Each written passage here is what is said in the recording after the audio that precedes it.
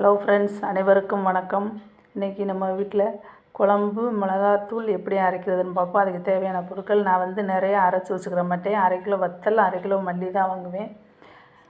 1/2 kilo மல்லி, 1/2 kilo வத்தல், வத்தலோட கருவேப்பிலையும் சேர்த்து காய வச்சுருக்கேன். இது துவரம்பருப்பு ஒரு 50 கிராம், உளுந்து ஒரு 50 கிராம், பெருஞ்சீரகம் ஒரு 25 கிராம், வெந்தயம் ஒரு 25 கிராம், கசகசா ஒரு 10 கிராம், சீரகம் ஒரு 100 கிராம். இது அரிசி, புழுங்க அரிசி ஒரு அரை உலக்கு. இது கட்டி பெருங்காயம், மஞ்சள், இது இந்த ஸ்பைசி ஐட்டம், மிளகு ஒரு 25 கிராம். இது பெருஞ்சீரகம் கம்மியாக தான் போடணும், ஏன்னா இது நம்ம சாம்பாருக்கு, புளிக்குழம்புக்கு எல்லாத்துக்குமே யூஸ் பண்ணுறோம். இது வெந்தயமும் கம்மியாக தான் போடணும், இல்லைன்னா மிளகா பொடி கசக்கும். ஓகே ஃப்ரெண்ட்ஸ், வாங்க எப்படி வறுத்து அரைக்கிறதுன்னு பார்க்கலாம். அடுப்பை சிம்மில் தான் வச்சுருக்கேன். சிம்மில் வச்சு தான் நல்லா வறுக்கணும், நல்லா வாசம் வர வரையும்.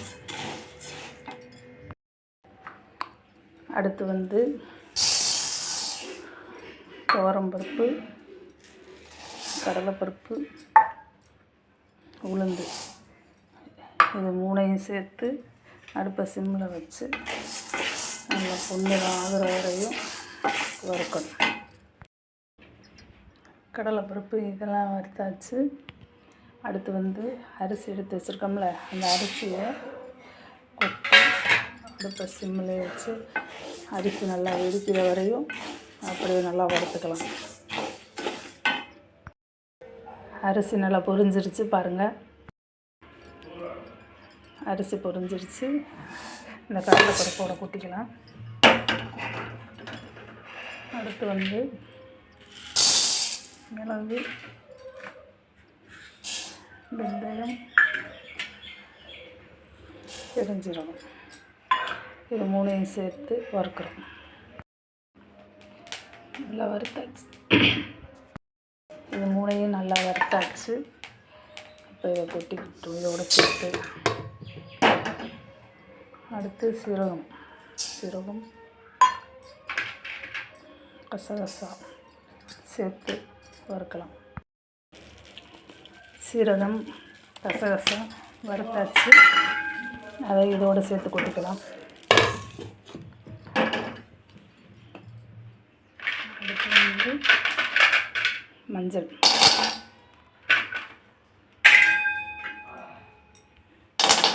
மஞ்சளும் பெருங்காயமும் போட்டு வறுக்கணும்.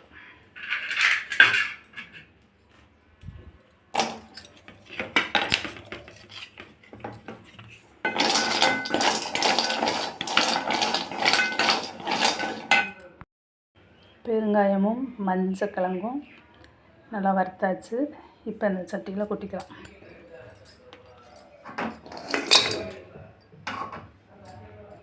அடுத்து கடுகு ஒரு 2 ஸ்பூன் கடுகு சொல்ல மறந்துட்டேன். கடுகு நல்லா வெடிக்கிற வரை வறுக்கணும். கடுகு நல்லா பொரிஞ்சிருச்சு. இப்போ இதில் கொட்டிக்கலாம். அடுத்து இந்த ஸ்பைசி ஐட்டம் எடுத்து வச்சுக்கோங்களேன், அதை போட்டு வறுக்கிறோம். அடுப்பு சிம்மிலே தான் இருந்து வறுக்கணும். எண்ணெய் காயட்டும். காஞ்ச வட்டி நம்ம இந்த வறுத்து மொத்தமாக கொட்டி வச்சுருக்கோம்ல, அதை போட்டு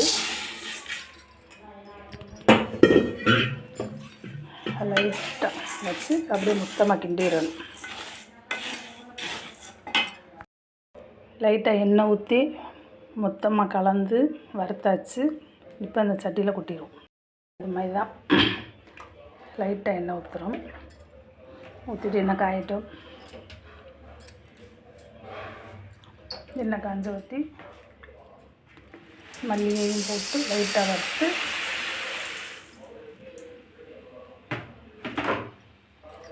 இதோட ஒன்றா சேர்த்துறோம். மல்லி வறுத்ததையும் இதோட சேர்த்து கொட்டிடலாம்.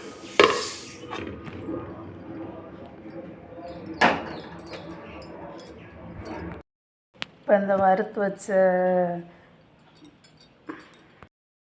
வச்ச ஜாமான் எல்லாத்தையும், அப்புறம் வத்தல் எல்லாத்தையும் சேர்த்து கொண்டு போய் அரைச்சிட்டு வந்துட்டு பொடி எப்படி இருக்குன்னு காமிக்கிறேன். நம்ம வறுத்து அரைச்ச பொடி எப்படி இருக்குன்னு பாருங்கள். இது சாம்பாருக்கு, புளிக்குழம்புக்கு, கறி குழம்புக்கு எல்லாத்துக்கும் போடலாம். சாம்பாருக்கெலாம் போட்டால் ரொம்ப டேஸ்ட்டாக இருக்கும். சாம்பாருக்குன்னு தனியாக பொடி வாங்கணும்னு அவசியம் இல்லை. ஓகே ஃப்ரெண்ட்ஸ், எப்படி நம்மளாக அப்படி அரைச்சின்னு பார்த்து நீங்களும் அரைச்சி எப்படி பொடி நல்லா இருக்கா என்னான்னு எனக்கு கமெண்ட் பண்ணுங்கள். Okay bye. நம்ம போய் மிளகா அப்படி அரைச்சிட்டு வந்தாச்சு. எப்படி இருக்குன்னு பாருங்கள். நல்ல கலராக இருக்கும். காரமும் கரெக்டாக அளவாக இருக்கும். அதிக காரம் இருக்காது. சாம்பாருக்கு, புளிக்குழம்புக்கு, கறி குழம்புக்கு எல்லாத்துக்கும் யூஸ் பண்ணலாம்.